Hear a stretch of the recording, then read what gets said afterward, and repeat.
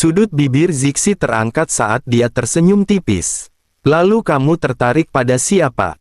Qianbei Ye, aku sudah memberitahumu sebelumnya. Orang itu bukan orang baik.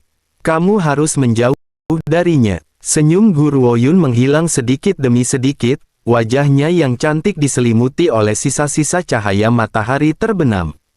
Zixi, aku sudah lama tidak mengenal Xiao Ye. Tapi aku adalah orang pertama yang dia temui. Saat ini dia sudah kehilangan semua ingatannya.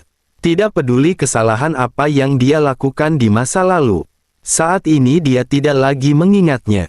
Tidak masalah apakah dia dewa atau iblis. Bahkan jika dia dengan santai mengakhiri hidup seseorang. Itu juga demi melindungiku. Aku percaya niatnya dalam melindungiku adalah murni. Ini karena aku satu-satunya yang dia tahu di sini. Itu benar. Aku tidak cukup tahu tentang dia. Aku tidak tahu masa lalunya dan aku bahkan tidak tahu rasa sakit dan pengkhianatan seperti apa yang dia alami. Namun ini tidak berarti bahwa aku tidak akan pernah percaya padanya.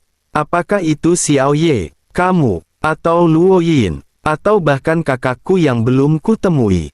Jika ada di antara kalian yang dalam bahaya, aku tidak akan duduk dan menonton. Mungkin Qianbei Ye di masa lalu telah membuat kesalahan besar, tetapi dia yang sekarang hanyalah anak yang tidak bersalah di matanya. Lebih jauh lagi, itu adalah fakta bahwa ingatannya telah disegel. Seseorang yang telah kehilangan semua ingatannya secara alami akan melihat orang pertama yang mereka temui sebagai ibu mereka. Justru karena Xiao Ye tidak memiliki ingatan apapun maka Gu Ruoyun akan begitu mempercayainya, kalau tidak, dia benar-benar tidak akan begitu dekat dengan pria ini. Zixi, aku tidak bisa melindungi ibuku di masa lalu dan aku bahkan tidak bisa melindungi adik yang aku anggap berharga seperti hidupku sendiri.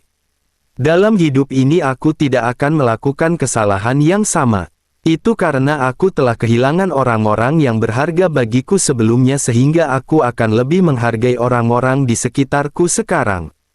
Gadis itu mengangkat kepalanya, dan wajah lembut yang masih menyimpan jejak masa kecilnya sekarang membawa pancaran tekadnya.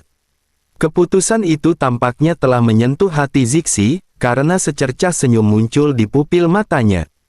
Tepat ketika dia akan berbicara, gelombang dingin melintas di matanya. Seseorang datang. Tepat setelah dia selesai mengatakannya, dia berubah menjadi semburan cahaya ungu dan menghilang dari halaman. Alis Gu Ruoyun sedikit terangkat, dan menoleh untuk melihat. Dia melihat Penatua Yu berjalan ke arahnya dengan langkah cepat. Nona sulung, Leng Yanfeng ada di sini. Dia menyebutkan bahwa dia ingin melihat Anda secara khusus. Gu Ruoyun menatap kosong sejenak. Leng Yanfeng, putra mahkota negara Azure Dragon, murid sekte pemurnian senjata. Apa yang dia inginkan dariku?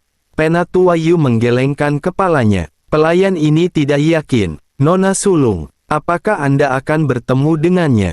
Jika Anda tidak mau maka saya akan menolaknya sekarang. Gu Ruoyun mencibir. Tidak perlu, aku ingin melihat apa yang dicari Leng Yanfeng. Aku tidak memiliki hubungan tunggal dengan dia. Apa yang dia lakukan di sini datang untuk mencariku.